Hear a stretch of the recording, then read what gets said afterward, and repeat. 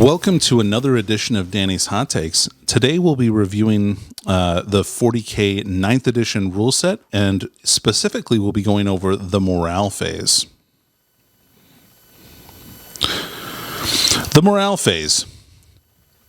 Even the bravest heart may quail when the horrors of battle take their toll.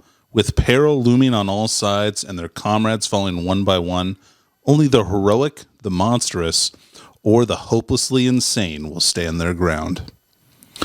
So the morale phase is where you check to see if your warrior's mettle will prove greater than their fear, and whether or not they run away from the battle or stand up and get shot or whatever.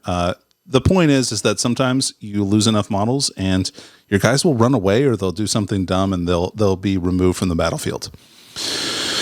So the morale phase has two different sub-phases. So you have morale tests and then you take unit coherency checks.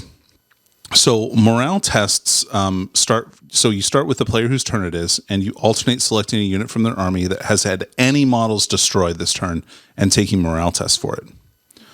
If no units on the battlefield need to take a morale test, then progress to the unit coherency checks step of the morale phase. A unit only has to take one morale phase each phase, or one morale test each phase. So like you don't have to keep testing on the same unit over and over again. You just have to take the one test, which is great, because otherwise your unit would just die. That'd be bad. It will anyway. It's fine, probably. Yeah. Fair enough. So in order to take a morale test, what you'll do is you'll roll 1d6 and add the number of models that have died this turn. And then you'll compare that total number to the unit's leadership value.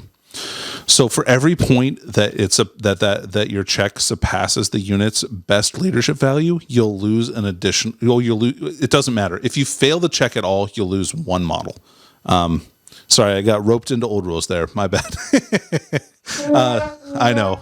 It's easy. This one has changed quite a bit. So if you fail that morale check, if your morale test is higher than the model if the D6 roll plus the number of models that you lost is higher than the best leadership value of the unit, then you'll lose a model. A model will die. Then if you do fail a morale check, you're going to have to make combat attrition tests. And so these are really scary.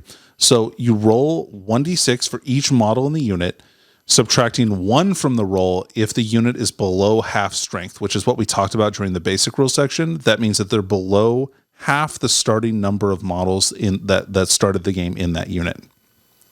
And for each result of a 1, so remember, if they're -1, then it'll be a 2 will also count as a 1. One additional model from the unit will die, and you get to pick how those models are removed. That's fine. Your opponent doesn't get to do that or anything like that. So once you've completed both the morale test and the combat attrition tests, you'll move on to the unit coherency checks. So this is where even more of your models can run away if you aren't taking models from kind of the edges of your unit. And so what happens here is you'll remove models from units that are not in unit coherency. So remember that a unit that has 5 models or less has to have at least one other model from the unit within 2 inches. If you have 6 or more models, you have to be within range of 2 other friendly models in the unit in order to stay in coherency. So you'll remove models from the unit until you are back in coherency with the entire unit. So just be really careful about stringing out your units.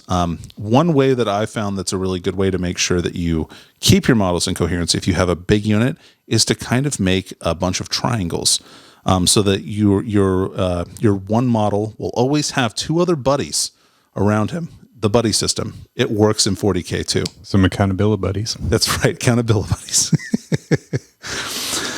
And so once you've finished the morale phase, you've finished your unit coherency checks, you'll pass the turn, the battle round will end, and you'll pass the turn to your opponent, and they will take their next turn.